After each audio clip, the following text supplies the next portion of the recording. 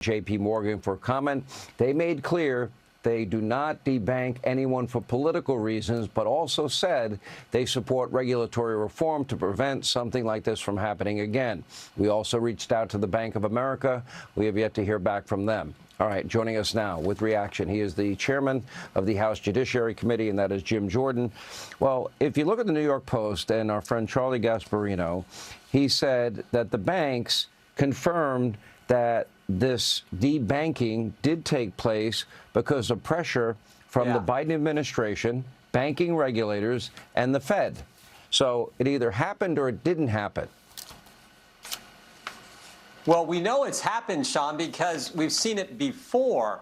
I mean, banks they collect all kinds of information on their customers, and then they give the government access to that information. And we reported this in a report last Congress. After January 6, 2021, the FBI sends an email to Bank of America, says, we want all the credit card information, debit card purchases, credit card purchases of anyone who was in the Washington, D.C. area on January 5th, 6th, or 7th. And they asked for that information without a warrant, which is not how it's supposed to be. So we know what the government does, and then they collect all this information from the banks, and we found in our investigation that 14,000 government employees back in the Biden administration searched that database 3 million times.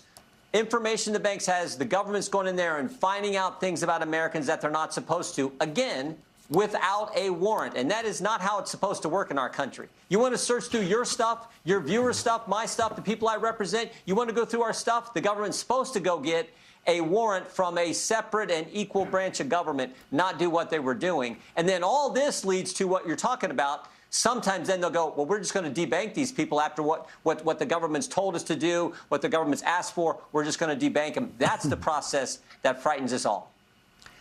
How do we prevent this from happening? And, for example, you know, an institution like the IRS, as powerful as they are, how do we prevent them from not targeting conservatives? You remember back in the day, we dealt with that issue and conservatives. Yeah, it all starts with leadership. You got to have the right guy in the White House and a guy who understands, like President Trump. I mean, look at what he's done. He told businesses, he says, you need to start investing in America, and it's happening. We heard it today from Tim Cook and Apple. Then he said to universities, hey, knock off the nonsense, all the woke stuff, all the anti-Semitic baloney. That's changing. Now he's telling banks, you need to knock it off, too. You can't just use, for political reasons, get rid of customers. You can't just turn information over to the government when they ask for it without a warrant. You can't do that. So it's all about leadership, and we have that kind of leadership now in the White House, and maybe just as importantly, at the Department of Justice with Pam Bodney, Todd Blanche, and Kash Patel. Do you believe with this grand jury, and I only got about 20 seconds, do you believe with this grand jury there will be indictments?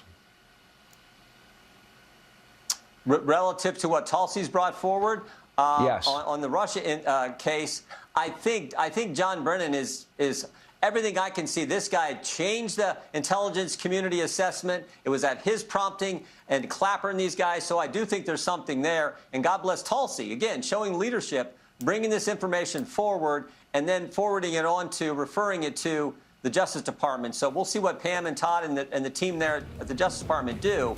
But I do think there's problems, particularly with Mr. Brennan. Brennan, what about Clapper and Comey? We'll find out. Jim Jordan, thank you. Yeah, yep, you bet, Sean. Thanks. Yeah.